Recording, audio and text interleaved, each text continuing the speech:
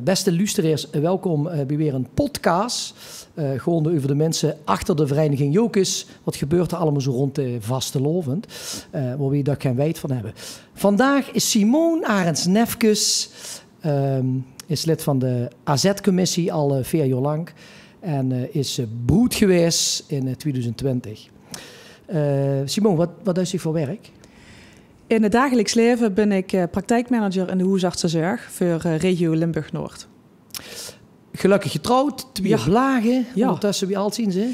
Nou, onze Silde is 13, #puber. En ons Femme is 11.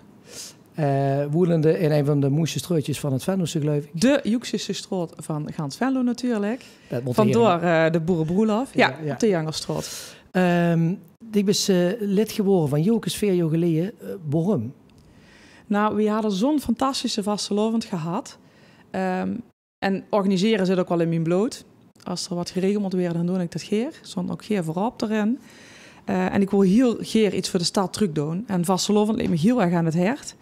En toen heb ik die 2 dingen gecombineerd. Dat was het echt, iets terug doen voor de stad. Ja, zo vulde het. Ondertussen pakken we even te drinken. Mag je tegen een glasje bier aanbieden? Ja, maar lekker. Ja, toevallig.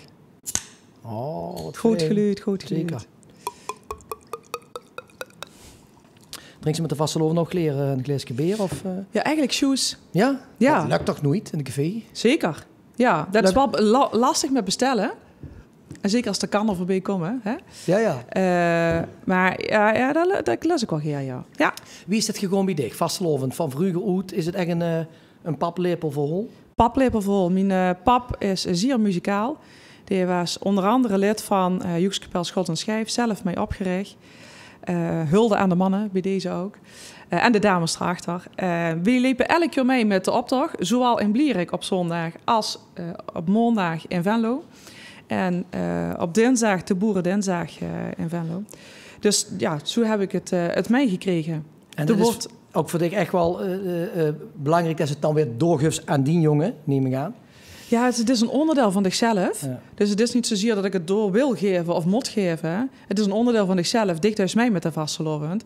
En die jongen, die huppelen vanzelf achter de gaan als het goed is. Een keer nimmer. Ja, dat is ook soms wel handig. Wanneer denk je dat de basis voor u, want de puberleeftijd waar die jongen van dich natuurlijk nog in zit, is super lastig. Waar wordt de basis gelag van de vastelovend, zodat het altijd blijft bij u, zoals dat bij dich ook is? Ja, ze zeggen dat blagen de eerste herinneringen hebben rond de 4-5 jaar.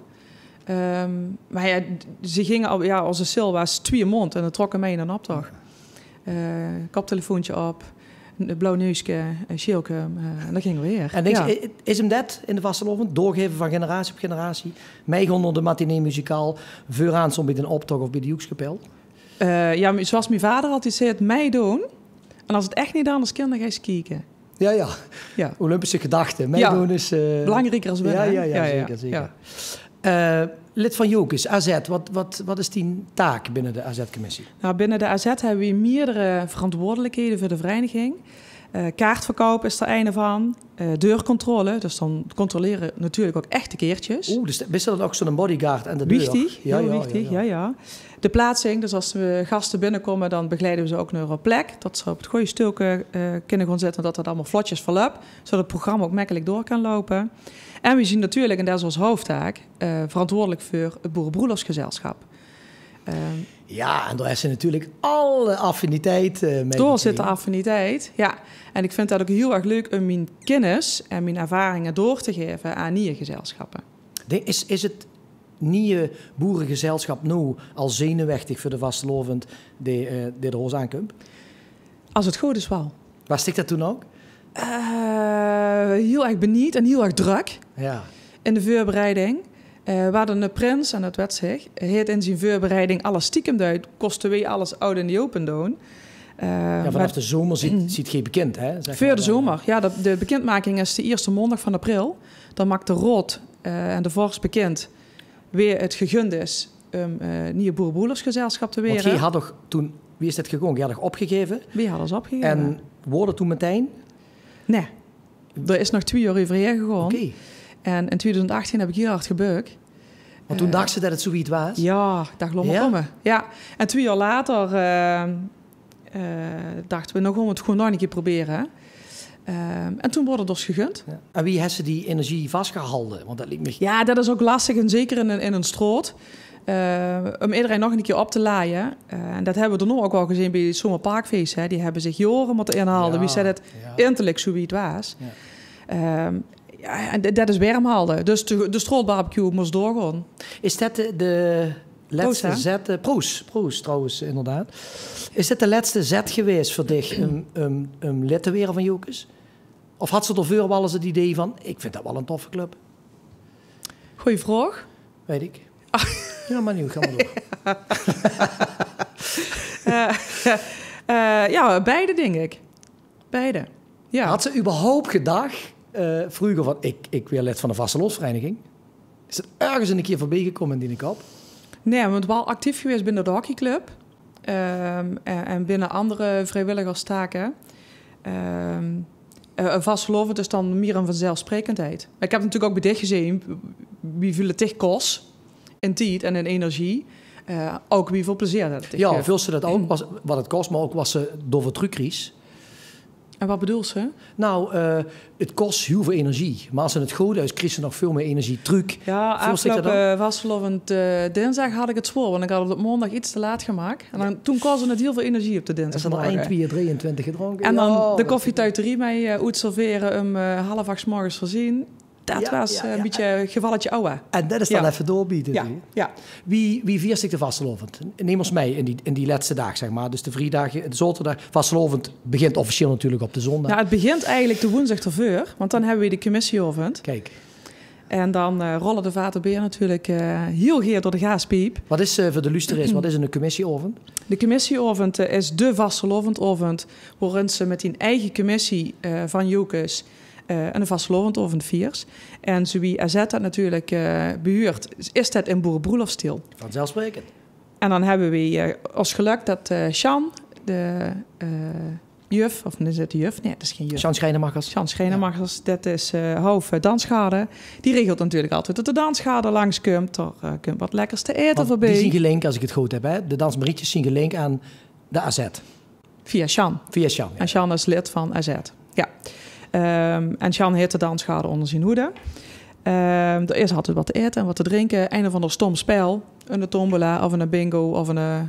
Nou ja, nu maar op. Maar wat is dan het hoogtepunt van de ovend, Simon? Dat hoogheid langskomt. Zelfsprekend. En? Zien twee adjudanten. Niet maar dat die meekomen. Ja. Nee, dat bedoel ik niet. Nee, dan weer ook een hoogheid van AZ uitgeroepen. En wie lang moet je regeren? Precies een ovend. Oké, dat is mooi. Ben je dat eens geweest? Ja, dit jaar Bram de West, toch? Ja, maar ik moet even goed gesprek gaan halen. De luisteraars weten dat niet, Simon. Ja, de hier eigenlijk is dat, hè? En het avondregen gebeurt ook op dezelfde dag? Ja, zeker. Ja, zeker. Ja. Oké, hartstikke mantel kwijt raken, scepter kwijt raken, muts kwijt raken. Dat. Dan moest ze donderdag bijkomen. En dan ga je het vrijdag een beetje beginnen? Ja, vrijdag ga je beginnen. En dan is er vastelovend op school. De kinderen zitten hier op de Martinenschool, tenminste het jongste nog. En dan vieren we door de optocht. En dan is er een vijfspan. En dan trekken we door de binnenstad. Dat is leuk, hè, als de kinderen op de binnenstad op school zitten. En daarna is er Martinusbal, zoals we dat noemen. En dan gaan we met alle elders en de belagen gewoon we ergens een café in. Dat hebben we van tevoren wel besproken. En die kinderen die rennen door wat rood met confetti en slingers. Poepie druk in de stad. Dat moet geen café op de parade zien, denk ik. Nee, altijd in de luwte. Ja. En daar hebben we in de poepgezellige avond. Op zaterdag dan proberen we de stad te vermijden of pas later gewoon en ook ergens in de ziekant te zijn. Echt bewust van het is te veel, vindt ze op den dag? Nou, niet zozeer. Wat bedoel je met te veel aan mensen in de stad? Ook misschien net niet iemand venloos, ook wel misschien te druk. Oh nee, daar heb ik niet zo'n last van. Maar meer ook, er komen nog 3 dagen. Ja. Officieel is de vastelovend op den dag nog niet begonnen. Ja, precies. Alhoewel er 40.000 mensen in de stad zijn. Ja. Begint voor dich de vastelovend dan eigenlijk ook echt op zondag? Als ik dat gevoel zo? Zondag is kinderoptocht. Ja. En dan is traditie dat we met de familie Arends de stad intrekken. En dat we met z'n allen nog in de zoepkoel nog kletsen, nog proten. Ja. En dan druppelt iedereen ergens een kroeg in. En dan wordt het ook laat. En zaad soms ook. Ja, weet je wie dat gaat? Ja, ik heb er wel eens... Zondagclub zit optocht. Sinds kort met die eigen groepje, begreep ik? Maandag bedoel ik. Sorry, maandag. De Goedfellows optocht. Sinds een aantal jaar lopen we met wat mensen die op die eindgerap zien van aantal van Sloversverenigingen die de groepen te groot vonden weer, was bijeengegroeid. Wat vriendengroepen bijeen. En wie weet, zo heet wie weet. En wie maken ons eigen pakjes, wie bereiden dat voor. En dan wordt wat van een keer in één gehouden. En dan trekken we door de straten. Ja. En op dinsdag moest ze dus eerst, om het rond te krijgen, moest ze dus eerst nog hard werken. Ja. En dan is ze koffietouterie. Wat is die taak toch? Vooral mij uitserveren en mensen zorgen dat mensen een lekker ontbijt kunnen hebben en het goede burgermaak hebben. Ja. En dan moest ze opruimen nemen gaan. Ben je dan kloor nog? Nee, niet kloor, want dan is de boerenoptocht, défilé. Zorg dat het gezelschap op de goede plek staat. Dus dat is ook een dirigerende taak, of je moet ik dat zien? Ja, er is een apart, zijn andere mensen binnen de commissie die de coördinatie voor de boerenoptocht hebben. Ja, dat is de dag van de AZ, dus er is meer als genoeg te doen natuurlijk. Ja. En dan voor afgelopen jaar had ik een groepje wat ik mee moest begeleiden. En doorloopt ze mij door de optocht. En dan, wie zijn het stadhuis en dan ga je het ontbinden. Dit jaar was het ontzettend druk bij het stadhuis. Dus het was echt passende meten of de mensen überhaupt nog wel het plein op kosten. Welke gezelschappen wel, welke gezelschappen niet. En nu wil ze eigenlijk iedereen een plaatsje geven voor het stadhuis. Want dit is het allermooiste wat het geeft. Dat is wat meegenomen trouwens. Ja. Pak eens het ding, beste luisteraars, daar werd je ook worden vergeten. Pak eens het ding wat geluid maakt. Oh, ja. Oké, nou dat lukt heel weinig te rooien over. Ja, dat is meer de sambabouw. Wat is tot voorlag dan? Nou, zoals de zuusbram hing toch een oude veter aan. Daar heb ik denk ik ergens uit de garage van mijn vader geplokken. Wie ik 14 of 15 was. Er zit een knopje in wat het nog steeds duidt. En er zit nog iets van tape meer om het knopje op de plek te halen. Maar dat functioneert niet meer. Maar het tapeje zit er wel nog in. Okay. Deze is sinds dat ik 14, 15 ben en op de lappen gewoon overal geweest. Met de vastelovend. Alle dagen. Bij iedereen in het glaas, bij iedereen in het gezicht. Ja. Dat herkent ze hem denk ik wel. Dus dat is die Joekskapel die ze... Ja, een beetje te rammelen en flauwekul mee te horen. Want dat is het vastelovend, vind ik ook, flauwekul. Of neem ze het serieus? Ja, het is de belangrijkste bezig van het leven, toch? U het gezegd, ja. Het is vooral ontmoeten en het samen zien en even alle zorgen op een kastje zetten. Letterlijk, soms. Ja, daar is het ook onbewust, bewust? Steeds meer. Oké. Steeds meer. Als een jongen onbezonnen is, dan gaat het vooral over andere dingen. Ja. Tegenwoordig gaat het toch wel meer over het ontmoeten en het samen zien en vertellen. En wie gaat er nou echt mee tegen? En dan 5 minuten later enorm moet de plaat gewoon. Met die eigen sambabal. Wie klonk die ook alweer? Oh. Zeker. Hey, dan neem ik aan dat die 2 andere dingen, want er zijn 2 andere dingen bezig, alhoewel ze hetzelfde zien, ook echt wel een hele belangrijke, importante weert voor de hebben. Ja. Wat is het? Nou, deze, dat is mijn eigen tour, wie ik broed was in 2020 van de Jengerstroot. Deze is gemaakt door Tina Christus en dat is eigenlijk ook weer belangrijk om te vertellen. Dat zijn mensen vrijwillig bij de vereniging, zoals ik, bij Jokes en zoals Teeg. Maar er zitten ook mensen achter de vereniging. Zoals een Tina Christus, die al jaren de toeren begeleid maken voor de gezelschappen, voor de dames. Nog steeds? Die in een rol een tour hebben. Voor de broed wordt de tour gemak. De andere mensen, dames in het gezelschap, die moeten zelf weer een tour maken. Hè. En dat kost ik natuurlijk niet aanzien. Dat een bestaat met bloed, zweet en tranen. Letterlijk. En zo'n met 8 meter kant. Daar liet de knommel op zo'n stukje karton. Want een dat stukje liet het is echt een priegelwerk. En het is echt ook een kunstwerk, om het zo te zeggen. En Tina begeleidt ons er echt fantastisch in. En voor de gezelschappen. En daar wordt al in de zomer mee gestart. Met het maken van die toeren. Dat is een van de eerste dingen die gedaan wordt. Ook omdat het zoveel tijd vergt? Omdat het zoveel tijd vergt. En omdat er nog... want eerst ga je de gerichten op de kleier. Dan ga je de gerichten op het dansje. En op de show. En vervolgens weer de foto's gemaakt. Dan komt alles samen. En dan gaat het al beginnen. Ja. Dan is in december een paar weken misschien vrij.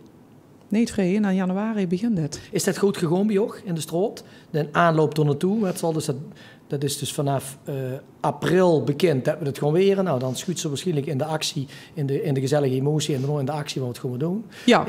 Ging het makkelijk bij jou? Is dat goed verlopen? Ja, we waren van tevoren geen vereniging. Net erom, of geen bedrijf of een stichting. Nee, precies. Dus dat is anders. Sommige buren kosten nog niet. Nee. Dus we moesten eerst nog eens even kennis maken. Wie ruik is dat? Ja. Ja. Mijn broederom kost ik ook nog niet. Kom binnen. Klaas van Beek was dat, ja. Kleuske inderdaad, Kijk. ja, zeker. En dat liep. Er zit ontzettend veel organiserend vermogen in de straat. En creatief vermogen. Er zal ook wel wat loskomen, denk ik. Als mensen dan... Wordt een bestuur gevormd, denk ik. En dan bestuurgevormd. Taken? Of wie? Ja, en zo'n bestuur wordt begeleid door AZ. Door het comité Boerenbroelof. Die begeleiden echt letterlijk van A tot Z... de Boerenbroelersgezelschap. Lot gewoon. Ja. Dan zien de repetities die begeleid werden, ook door de vrijwilligers achter de vereniging. Noemen is dat Paula sinds een jaar. En de veel waren natuurlijk Joren in van der Vors. Paula Jordans. Ja. En de maakoven en de kleieroven was even die als AZ-lid die gezicht liet zien. En niet om met de handen in de test en de ziekant te komen kijken. Nee, echt, wat bussen aan het maken, wat voor rol hessen. Zodat er ook binding ontstaat tussen ons als commissie en de gezelschap. Waardoor ze, als het nodig is, ook letterlijk de mensen die weten te vinden en die kunnen ze inspringen. Dan is het eerste echte wat er gebeurt, is natuurlijk de Boerenmoesbal. Het Boerenweekend. Door voorzien van activiteiten is natuurlijk het voorstellen. Ja. Maar voor het grote publiek is dat... Waar staat het spannendste voor dich? De eerste Boerenweekend? Daar hebben ze al zoveel gerepeteerd en de buurt zo eigen aan elkaar. Dat op zich wel mij veel, maar we hadden er vooral veel zin in.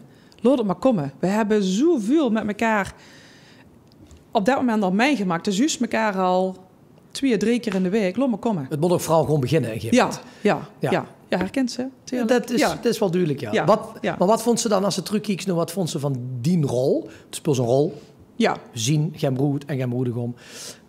Maar dat is het mooie van de vasteloven, denk ik. Wat vond ze dan wel het spannendste? Terugkijkend. Het tofste, laat ik het zo zeggen. Ja, waar ik echt zin in had en wat ik ook echt... Ja, de kind eigenlijk niet het een met het ander vergeleken. Hè. Dat ze op bezoek heeft bij de kranke mensen in de wachtpost. Ja, dat is prachtig.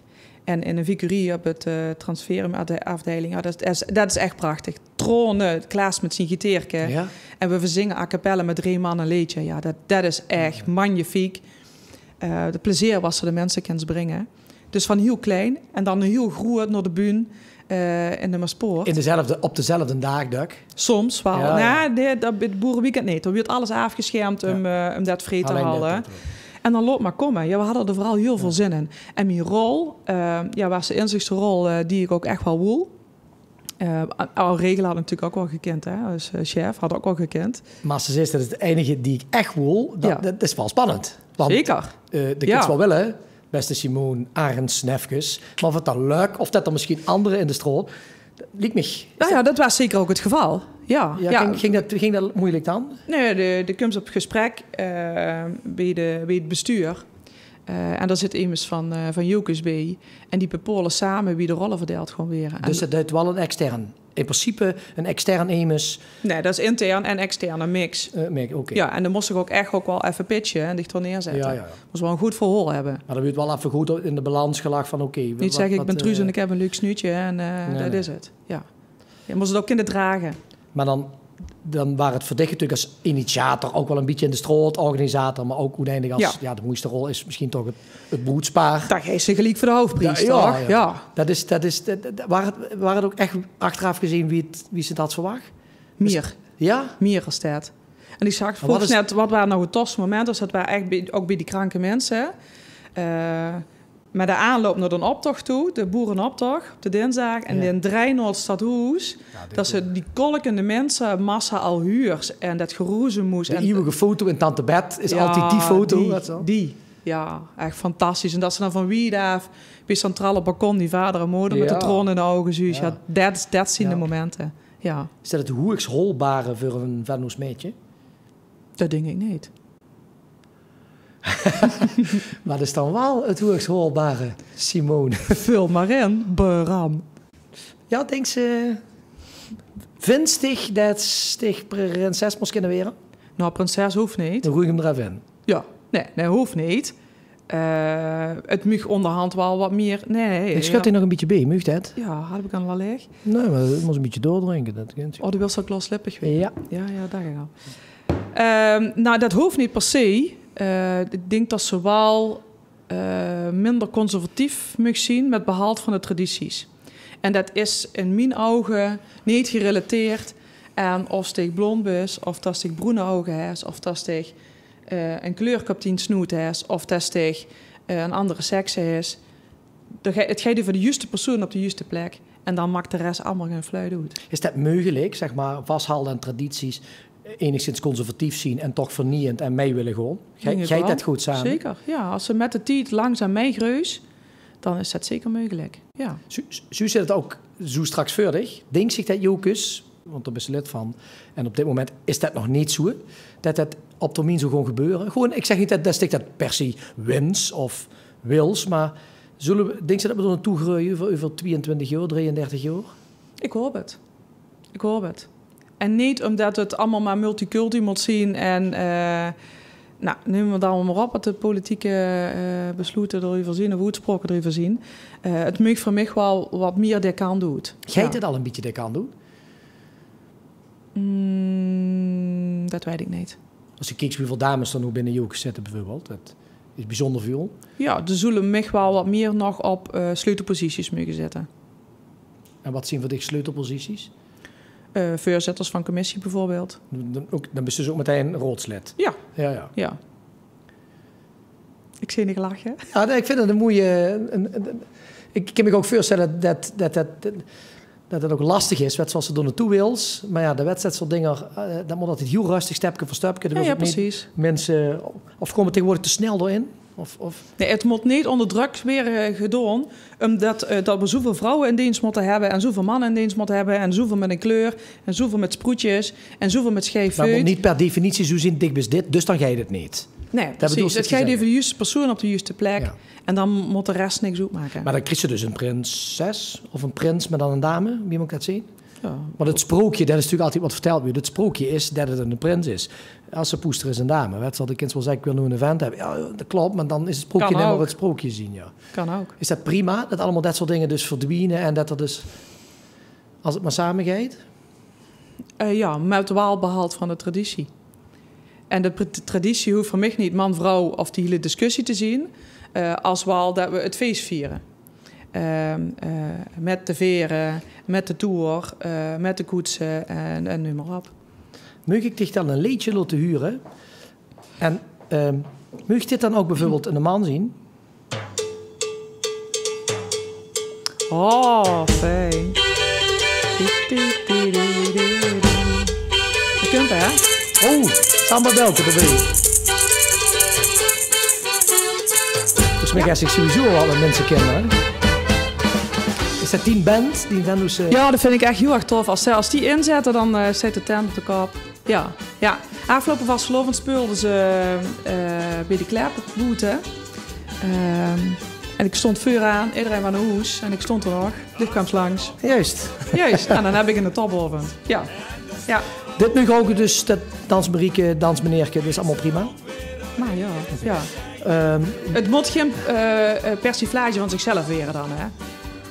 Want dat gebeurt gauw. Karikatuur van zichzelf weren. Ja. Want ik ben bang dat het dan wel gauw... Dan gebeurt het ordinair. Ja. En met behoud van tradities en met behoud van... Ja. Mensen kinderen die bestaan volgens mij ook wel 11.000 jaar, hè? Dat denk ik ook, ja. Dus alle liedjes hebben ze van voorbij zien komen. Waarom, dit liedje is tof, maar waarom mensen kinderen? Wat hebben ze met die... Nou, ik vind de mix van de samba en de Venloze Vastelovend, dat vind ik echt fantastisch. Vind ik leuk gevonden, dat van het eind. En twee is het, ze zingen ook serieus, hè. Die nieuwe liedjes die ze hebben, vind ik leuk, ja. Met dit langzaam op de achtergrond... ik wil naar het laatste onderwerp toe. De toekomst van Jokus. Daar is het eigenlijk al net, hebben we al een klein beetje aangestipt van weer wat er nog doorheen gaat gebeuren. Maar zo kijken naar de vastelovend in het algemeen. Maakt ze zich zorg over de vastelovens toekomst? Nee, ga niet. Nee? Waarom als niet? ze zoals wie het in de stad nog gevierd wordt, wie voor mensen dat er op de been zien met de vastelovend, dat is ongekend. Het festivaliseren, of wie noemen ze dat? Ja, dat het tegenwoordig allemaal groot georganiseerd op een bühne moet. Wat vindt ze ervan? Dat hoeft niet per se. Het moet toegankelijk blijven voor iedereen. Of ze eraan niet aan ontkomt, dat weet ik niet. Zoals ze in andere Limburgse steden, zoals ze keertjes moest kopen voor elk plein. Ja, anders is het niet meer betaalbaar. Ja, maar dan is het ook niet meer toegankelijk voor iedereen. Ja. Moet er dan minder georganiseerd worden, denk je? Nou, ik denk dat het nu wel een goede mix is. En overal gebeurt wat. En het is niet alleen in de binnenstad. Ook in de boetewieken, overal is wat of bij mensen thuis. Dus is het natuurlijk wel dat langzaam op sommige plekken kniepen. Hè? Ja, dus precies. Dat de zusterverenigingen het steeds moeilijker hebben met het organiseren, het regelen en het bijeenkrijgen van de mensen. Maar ook de buurten, weekcentra die sluiten, waardoor ze andere plekken moeten zoeken. En ook wel eens in het vaarwater van anderen komen. Maar als een kwasthuis van Venlo Zuid, ja, als ze met de Prinsenreceptie die we mee organiseren als SZ-ziende, als ze die de bühne op Suus komen met orgaanse gevolg, dan kun je geen in en de slinger van mijn kinderen. Dat is echt fantastisch om te zien. Dus het is misschien ook wel weekgebonden, ik weet het niet. Er wordt dan precies de problematiek zit. Door Suus zit wel heel erg groeien en bleuien. Ik weet ook altijd dat er heel veel energie achter zit. Maar ik mag zich geen zorg dat een optocht vroeger 90 nummers heeft en nu met Pienemeute 60 bijvoorbeeld. Trekt zich wel weer recht. Ja, denk ze echt dat het ook wel weer corrigeert zelfs? Ja, toch? En een optocht met 60 mensen is misschien wel nog wel even voorzichtiger als met 60 nummers als met 90 nummers. Ja. En als ze Fontje de Vaatse mee gaan tellen, dan komen we al in de 111 nummers. Ja. Is ook wel weer woord natuurlijk. Ja. Maar ook de liedjes bijvoorbeeld, met z'n al, vastelovensliedjes, allemaal veel vluchtiger en vlotter. Ik heb wel eens het idee dat de liedjes van pak een beet 20 tot 70 jaar geleden langer blijven hangen. Kent zich de nieuwe liedjes ieder jaar opnieuw, bijvoorbeeld? Ja, ik ben bij de liedjes over en ik tel de stemmen. Dus dan ken ik ze wel. Maar moet ik nu de ongemakkelijke vraag gaan stellen? Bijvoorbeeld weer wonder vorig jaar. Niet de afgelopen keer, maar de keer ervoor. Dat waren de jongensvelden, toch? Ja, maar de keer ervoor, bijvoorbeeld. Dat waren Bart en Willy en Jules, toch? Ja, denk ik.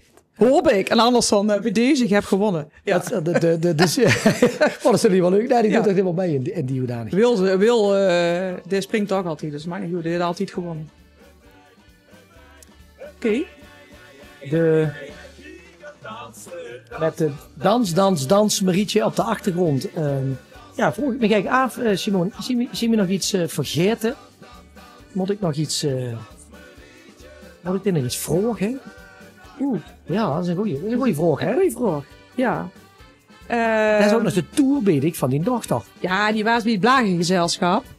Ja, we hebben nog niet even de jeugd gehad. Ja, een beetje wel even de paplepel en wie belangrijk voor de kinderen vindt. Maar elk boerenbroedersgezelschap heeft eigenlijk sinds een aantal jaren, volgens mij in de Meulenwiekers ermee begonnen.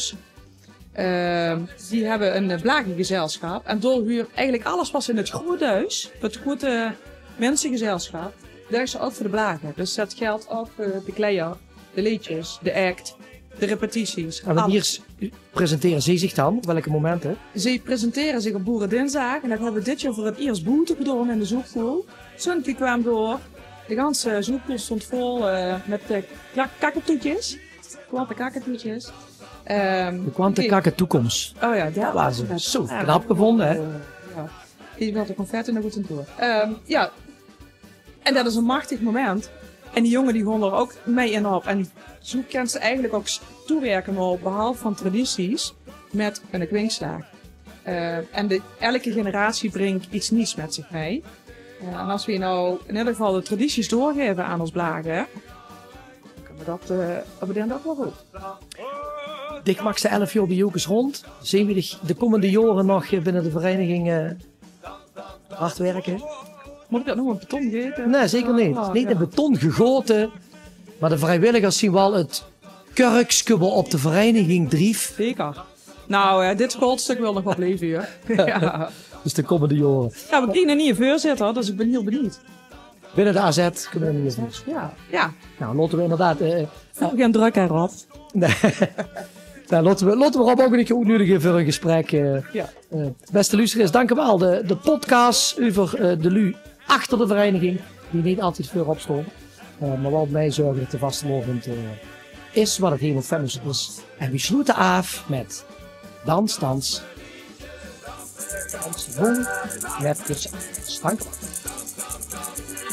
Dat melodietje danst de hele nacht met me. Met Nicolai, met Nicolai, op dans met Nicolai, met Nicolai, op dans met Nicolai, met Nicolai, op dans met Nicolai,